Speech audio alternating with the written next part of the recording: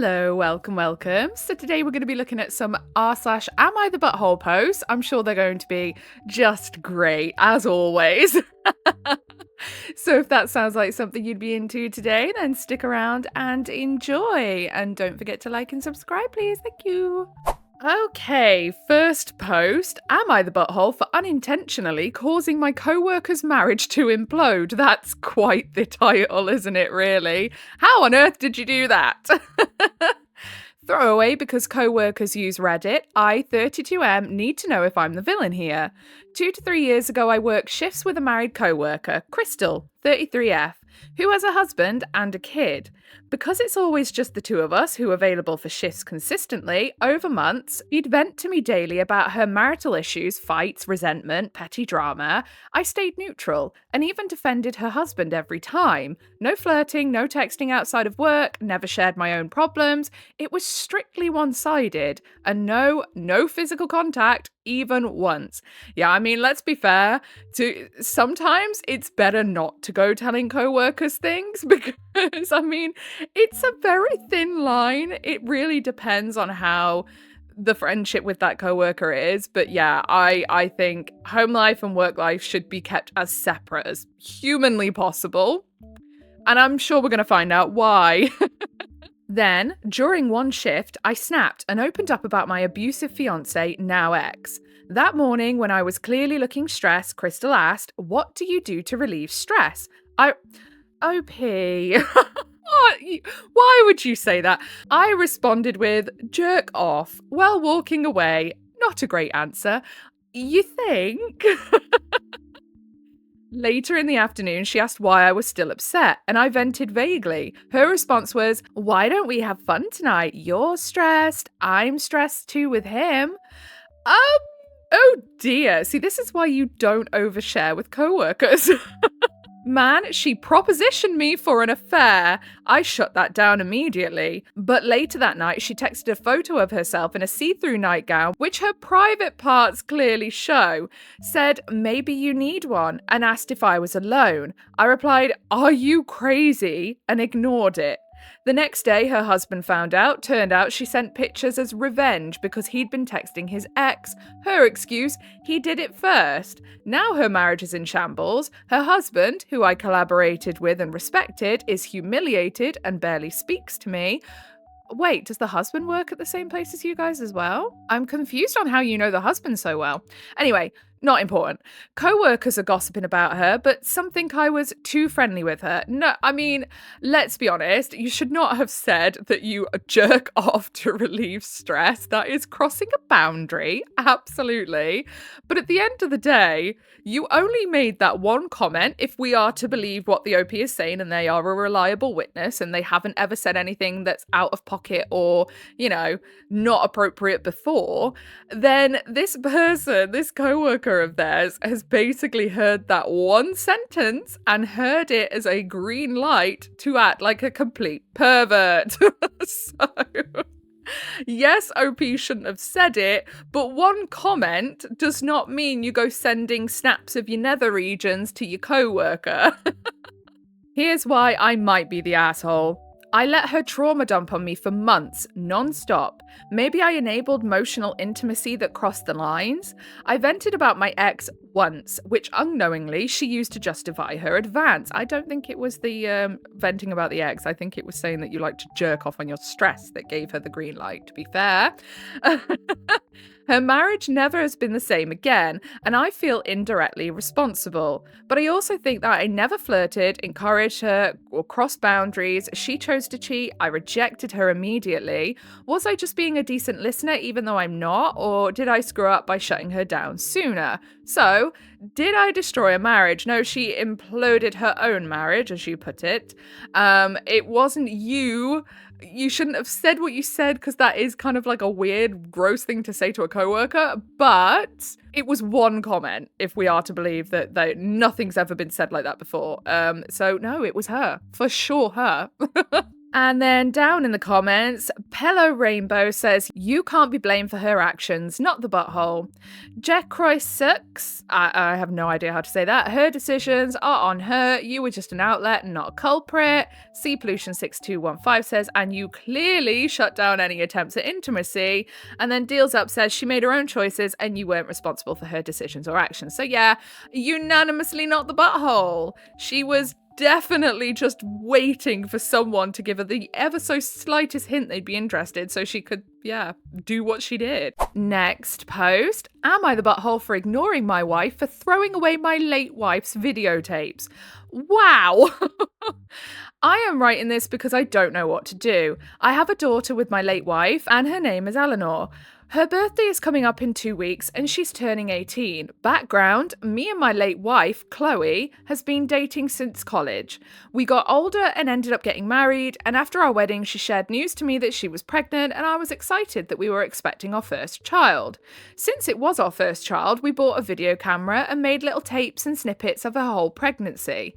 Wholesome things such as just joking around or having lunch or talking to our unborn child through the camera. We made a promise to only show Eleanor the tapes on her 18th birthday. Fast forward 2 years after her birth, Chloe passed away due to a drunk driver crashing into her as she was coming home from her mother's house. How sad. Yeah, don't drink drive. It's disgraceful, anyone who does it. I was devastated of her passing and went into a deep depression, and having to raise our 2-year-old daughter by myself, my friends tried to get me to go out again and start back dating, but every time I did, I felt like I was betraying her. Years later, when Eleanor was 13, I met Wendy. We met at a gathering for my sister's birthday and we instantly hit it off. She didn't mind that I had a daughter because she had 2 kids herself and just went through a divorce. 2 years after we got married, now back to the present, Eleanor's 18th birthday is coming up and I kept all the tapes for me to show her. Mind you, her mother died when she was just 2, so Eleanor doesn't remember her touch or her voice. I was excited to show her the tapes, and a week ago I was talking to Wendy about it and I noticed her expression going from happy to looking a bit uncomfortable. Wendy would always get uncomfortable when I talked about my late wife. Why would you be jealous of someone who has passed away? I never understand that. I don't say things like, why can't you be like Chloe? Or Chloe was only supposed to be my first love. But I talked about her in a way to give my daughter a mental picture of how her mother was like. Wendy has always talked to me about Chloe and how it made her sad that she can never be like her. Yeah, that's some insecurity right there, isn't it? Chloe was a model, then started working on her fashion career, and don't get me wrong, she was a really beautiful woman. While Wendy had 2 kids in college and not in the best shape due to her— please tell me you haven't told Wendy this, because that may be the problem, due to her words. I love both women how they are, and I've never had a preference, but I feel like Wendy is gaining some jealousy towards Chloe. Yeah? What gave that away? I told Wendy that I love her just the way she was, and she broke down crying. The next day, after that incident, she came up to me and apologised for the way she acted last night. I told her it was okay and it's good that she felt comfortable to share her feelings, and I gave her a tight hug and a kiss on her forehead. There is a lot of filler in this. We don't need these tiny details, man. She asked to see where the tapes were, and I showed her the box of videotapes of my late wife in my closet.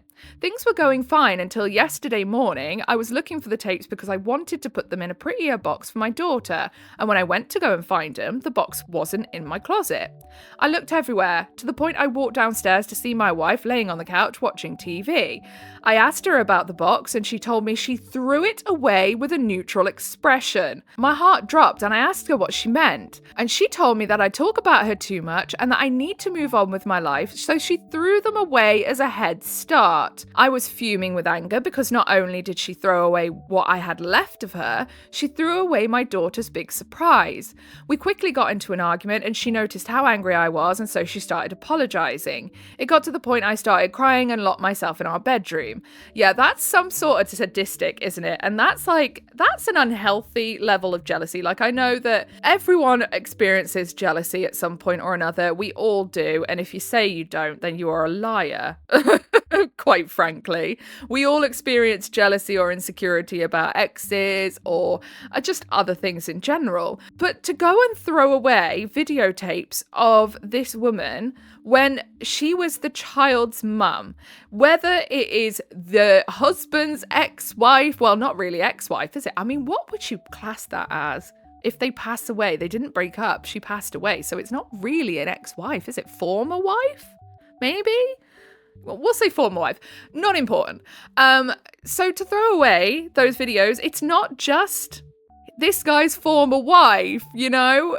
It's memories for this kid who never really had the chance to get to know her mum and had that chance to be able to do it through those videos.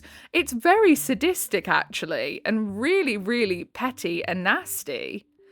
It's the morning and I'm writing this in my office through my computer, finding old files or any type of video of my late wife to give to my daughter because sometimes my daughter still cries that she never got to meet her mother, and I really thought it would bring her closer to her. I've been ignoring my wife for the past day and she's been texting me non-stop about how sorry she is, but I really can't look at her right now. I mean, to be honest, if it was me, I'd be divorcing them straight off because that's just vindictive and nasty. It's getting to the point that our mutual friends are texting me to accept her apology and get over it since Chloe died over 10 years ago. That's not the point, it's the disrespect. Whether she died 10 years ago or yesterday, it doesn't matter. That was not something that she was supposed to do. The wife should never have thrown those away. It's disrespectful, it's vindictive, it shows that she's just a very nasty, jealous person, and she's clearly not a nice person, because a nice person wouldn't do that. But I'm still trying to ignore them all because they never had someone close to them die.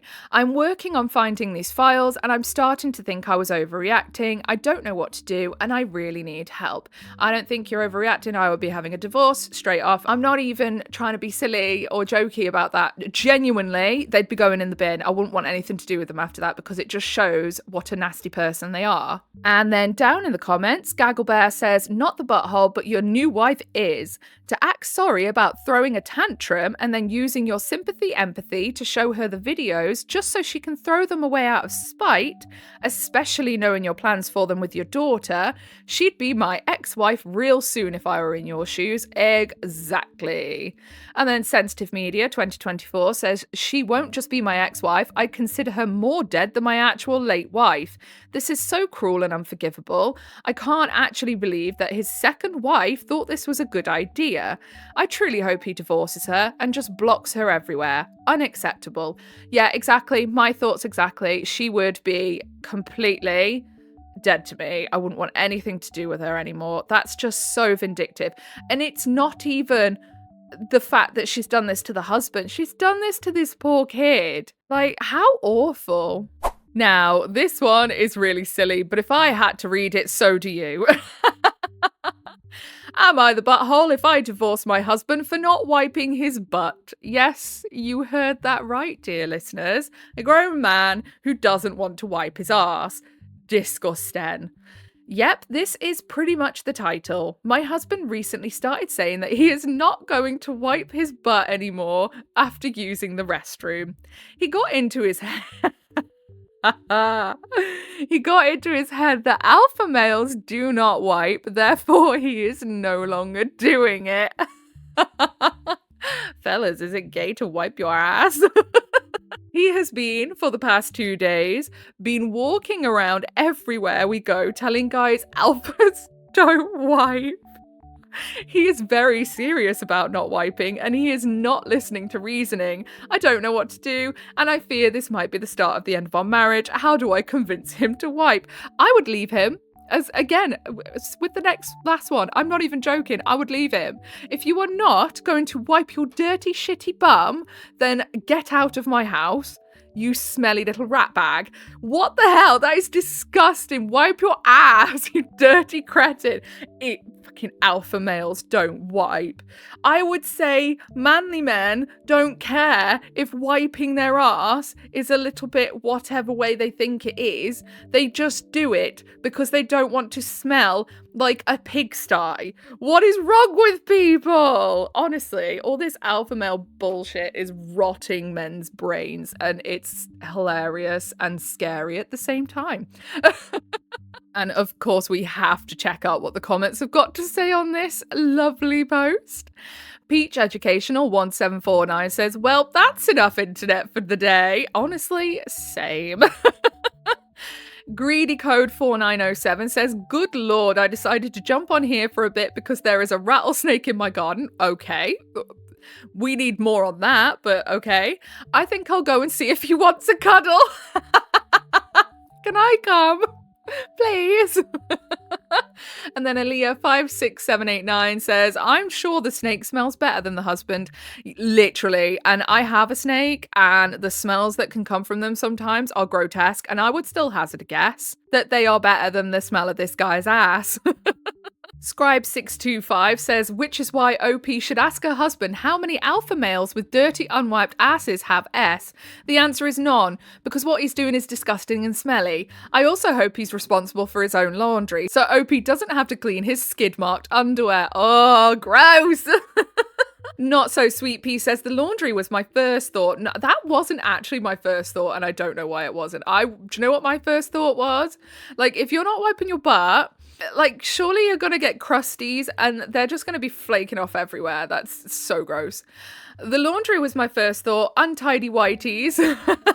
I vote for divorce. It would be different if he couldn't wipe, lost his arms in an accident, but he's choosing not to wipe for some reason. Nah, yeah, exactly. If he couldn't as well, there would be other ways to clean his butt. But no, this guy is like, sorry, but I think unwashed bum-bums are masculine. If you clean your butt, you're far too feminine.